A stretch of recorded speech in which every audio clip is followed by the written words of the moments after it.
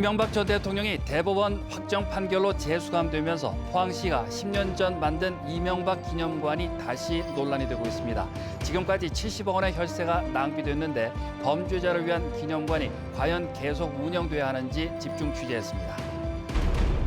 9월 말 기준 포항시의 인구가 50만 3,731명으로 인구 50만 명 선이 위협받고 있어 포항시의 대책이 시급합니다. 여러분 안녕하십니까? 이명박 전 대통령이 대법원 확정 판결로 재수감되면서 포항시가 10년 전 만든 이명박 기념관이 다시 논란이 되고 있습니다. 범죄자로 수감된 전직 대통령을 일방적으로 미화하고 홍보하는 기념시설에 지금껏 수십억 원의 막대한 혈세가 들어왔는데요. 먼저 포항시의 이명박 기념시설이 현재 어떻게 운영되고 있는지 박성아 기자가 취재했습니다. 포항시가 이명박 전 대통령을 기념하기 위해 지난 2011년 포항시 흥해읍에 건립한 덕실관. 이 씨가 받았다는 농구공부터 현대건설 작업복까지 텅 빈 기념관은 이 씨의 일대기와 치적 등을 일방적으로 홍보하는 내용으로 가득 차 있습니다. 실패한 대통령, 불법행위로 기소된 사람을 위해 왜 혈세를 낭비하냐며 시민들의 반발이 있어왔지만 지금도 여전히 운영되고 있습니다. 정직해야 되고 시민들한테 국민들 앞에서 떳떳해야 되는데 그렇지 않잖아요. 지금 현재 이명박 전 대통령은 내가는 세금으로 그게 관리가 유지된다라는 것 자체가 뭐가 맞지 않는 것 같아요. 이 덕실관과 함께 인근에 조성된 생태공원, 2년 전 리모델링 비용에 매년 건물 운영비까지 지난 10년간 70여억 원의 혈세가 투입됐습니다.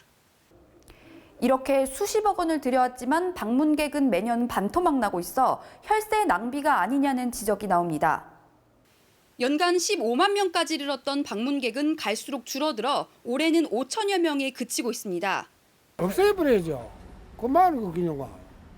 그러고 도로가에 있는 거 이놈의 고향가는 그거 다 막 뜯어야 돼요. 그러면 안 돼요. 고향은 무슨 고향이야? 이명박 여기 고향이 아니라요. 포항시는 덕실관 운영을 위해 관리 직원 1명을 배치해 관리 중이며 연간 인건비와 운영비로 5천만 원이 넘는 예산을 사용하고 있습니다. MBC 뉴스 박성아입니다. 대법원이 이명박 전 대통령에 대해 징역 17년을 확정 판결하면서 대통령 예우도 모두 박탈했는데요. 이런 상황에서도 막대한 시민 혈세가 드는 이명박 기념관을 포항시가 계속 운영하는 게 과연 적절한지 의문이 제기됩니다. 범죄자를 훌륭한 인물인 양 일방적으로 홍보하는 것도 어처구니 없는데 매년 혈세를 낭비하는 현실을 시민들은 이해할 수 없다고 말합니다. 장미쁨 기자가 보도합니다. 도곡동땅은 사실 굉장히 저 기회를 봐서는 참 억울하다 이렇게 생각하죠. 당당하게 땅을 사서 내 이름으로 해도 아무 상관이 없습니다. 그래 할 이유도 없습니다. 왜 남의 이름으로 해야 될 이유가 뭐 있습니까? 하지만 10여 년 후 고향에서 밝힌 이야기는 모두 거짓으로 드러났습니다. 지난주 횡령과 뇌물 혐의로 선고된 17년형이 대법원에서 확정되면서 이 씨는 전직 대통령이 아닌 수용자 신분으로 재수감됐습니다. 사정이 이런데도 포항시는 역사적 평가는 다양할 수 있다며 이명박 기념시설을 계속 운영하겠다고 밝혔습니다. 시민단체는 어처구니 없다는 반응입니다. 범죄자에 대한 공적 시설에서 지원하는 것은 시민의 정서에도 맞지 않고 시민들이 이걸 올바르게 바라볼 것이냐에 대해서 포항시는 고민해야 될 시점이라고 생각을 하고요. 기념관 전시물도 객관적이고 역사적인 고증 없이 일방적으로 미화된 것들이 대부분이어서 역사적인 가치도 찾기 어렵다는 비판이 나옵니다. 역사적으로 남길 만한 내용이 아닌데 범죄자에 대한 것을 갖다가 어떻게 기념관을 짓는다는 거는 조금 예산 낭비도 되고 그거 보여줄 게 없잖아요. 기념관이라고 하면 보여줘야 되는데 뭘 보여줄 거예요? 이 씨가 처음 구속됐던 2018년에도 포항시는 14억 원을 들여 기념관을 리모델링했습니다. 또 포항시는 이명박 기념시설 운영에 10년째 매년 5,100여만 원의 운영비를 사용하고 있습니다. 이 때문에 시설을 완전 폐쇄하거나 다른 용도로 기능과 운영 방식을 변경하는 등 대안을 시급히 모색해야 한다는 지적입니다. 운영 방식이나 기능 변화 등 시민들을 위한 길이 무엇인지 공론화 과정을 통해 장기적인 운영 방안을 검토해 나가야 된다고 생각합니다.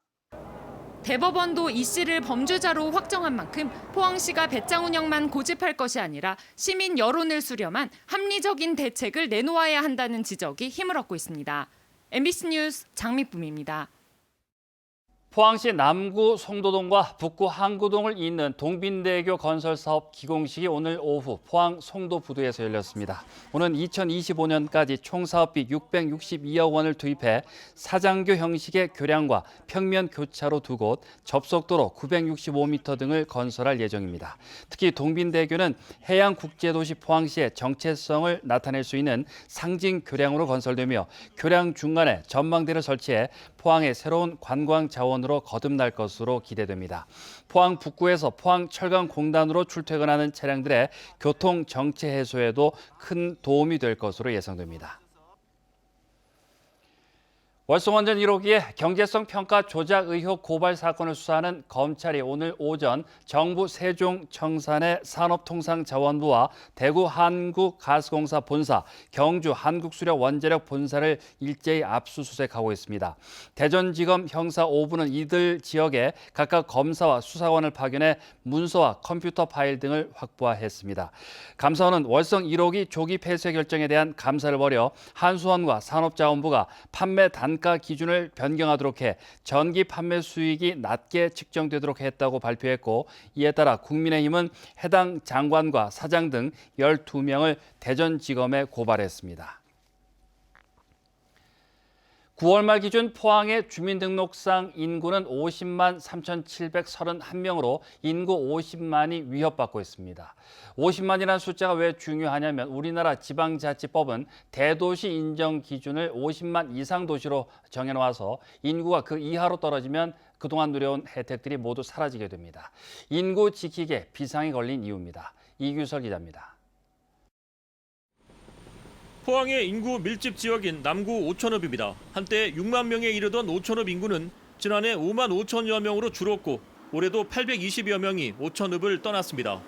이렇다 보니 경북에서 유동인구가 가장 많았던 오천읍 중심가 곳곳에 빈 점포가 생기는 등 상권이 급격히 위축되고 있습니다. 철강공단 침체와 환경 이슈, 열악한 교육 여건 등이 겹쳤기 때문입니다. 고등학교가 지금 오천고등학교 하나밖에 없기 때문에 지금 교육 문제가 제일 심각하기 때문에 지금 젊은 엄마들이나 분들이 교육으로 인해 가지고 북구 쪽으로 많이 이사를 가는 상황이죠.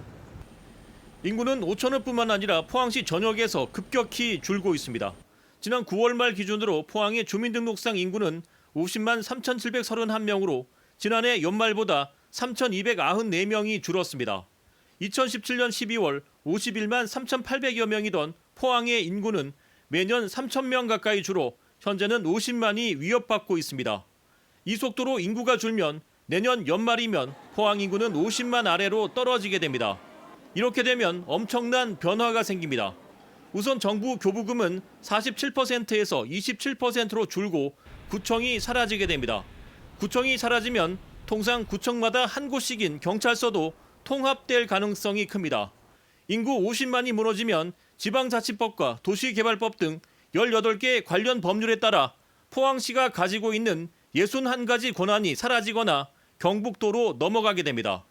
인구 50만이 무너지더라도 2년간 유예기간을 준 뒤 대도시에 주어지는 권한이 사라지지만 지금 추세라면 분위기 반전이 쉽지 않아 보입니다. 위기가 현실로 다가오자 포항시는 인구 유입을 위해 안간힘을 쓰고 있습니다. 에코프로나 포스케미칼 이런 기업들이 투자를 많이 해서 여기에서 일자리가 늘어나서 장기적으로 좀 발전할 수, 인구 늘릴 수 있는 그런 방법이 필요하고, 인구 50만을 지키느냐 못 지키느냐에 따라서 도시의 위상은 크게 달라집니다. 인구 50만이 가지는 의미는 우리가 생각하는 것보다 훨씬 더 중요합니다. MBC 뉴스 이규설입니다. 정부의 방침이 변경되면서 포항시도 오는 7일 토요일부터 3단계에서 5단계로 개편된 사회적 거리 두기를 시행합니다. 특히 7일부터는 마스크 착용 의무화 시설이 클럽이나 노래 연습장 등 고위험 시설뿐만 아니라 일반 상점과 마트, 백화점까지 확대됩니다. 방역 수칙을 위반한 시설의 운영자에게는 11월 7일부터 최대 300만 원의 과태료가 부과되고 마스크 미착용에 대해선 11월 13일부터 과태료 10만 원이 부과됩니다. 제67회 전국 중학 야구 선수권 대회가 오늘 경주 베이스볼 파크에서 개막돼 오는 13일까지 9일간 진행됩니다. 지난해 대회에는 107개 팀 3,500여 명의 선수단이 참가했지만 올해 대회는 코로나19 예방을 위해 경기도 화성시와 분할 개최돼 60개 팀 2,200여 명이 참가합니다. 또 선수와 주민들의 안전을 위해 무관중으로 진행되고 발열 체크 등 방역 수칙이 적용됩니다. 경주시는 내년부터 국비 105억 원 등 150억 원의 사업비를 들여 현 국민의 대단위 아파트를 제외한 전 지역의 공공하수도 보급 사업을 추진합니다. 이에 따라 오는 2023년까지 21km의 오수 관로와 중계 펌프장 5곳, 900여 가구의 배수 설비가 완료되면 이 일대 소하천과 형산강의 수질 개선에 큰 도움이 될 것으로 기대됩니다. 오늘 낮부터는 기온이 오르면서 예년 가을 날씨를 회복했습니다. 내일 아침 기온은 오늘보다 크게는 5도가량 오르겠습니다. 조주경 기상캐스터입니다. 오늘 경주의 아침 기온은 1도까지 뚝 떨어지면서 몹시 추웠지만 낮부터는 찬 공기에 힘이 빠지면서 기온을 크게 끌어올렸습니다. 내일은 6도까지 오르겠는데요. 하지만 추위는 잠시 쉬어갈 뿐 중부지방과 남해안을 중심으로는 비구름이 몰려오면서 추위가 다시 시작되겠습니다. 경북 동해안은 내일 흐리기만 하겠습니다. 하지만 맑은 가운데 건조특보가 이어지고 있습니다. 각종 화재 사고에 유의하시기 바랍니다. 이어서 자세한 지역별 날씨 보겠습니다. 내일 경북 동해안의 하늘빛은 흐리겠습니다. 아침 기온은 6도에서 10도로 오늘보다 5도 정도 높게 시작하겠지만 한낮에는 19도에서 20도까지 오르면서 일교차가 몹시 크게 벌어지겠습니다. 울릉도와 독도도 흐린 가운데 아침 기온 살펴보시면 울릉도 14도, 독도 16도고요. 한낮에는 19도까지 오르겠습니다. 동해상을 중심으로는 먼바다를 중심으로 비가 오락가락하겠는데요. 바다의 물결은 동해 전해상에서 최고 2.5m까지 일겠습니다. 토요일까지는 추위가 없이 무난한 날씨가 이어지겠지만 다음 주 초반에는 다시 반짝 추위가 찾아오겠습니다. 건강 잃지 않도록 주의하시기 바랍니다. 날씨였습니다. 경북교육청은 오는 5일부터 경북과학고등학교 이전을 위한 신축공사에 들어간다고 밝혔습니다. 신축학교는 부지 면적 3만 3천여 제곱미터에 지하 1층, 지상 5층 규모로 9개 학급, 학생 수 180명으로 계획됐으며 정보도서관과 천체 관측실, 천문대가 설치됩니다. 현재 포항시 북구에 있는 경북과학고의 새 부지는 포항시 남구 지곡동이며 2023년 개학을 목표로 하고 있습니다. 행정안전부가 공모한 내년 지역 주도형 청년 일자리 사업에 경북 지역 49개 사업이 선정돼 국비 363억 원을 확보했습니다. 중앙부처가 주도하는 지원 방식에서 탈피해 지자체가 일자리를 주도해 발굴하며 지역 정착 지원형, 창업 투자 생태계 조성형, 민간 취업 연계형, 지역 포스트 코로나 대응형 등 4개 유형별로 청년들에게 창업과 취업을 지원합니다.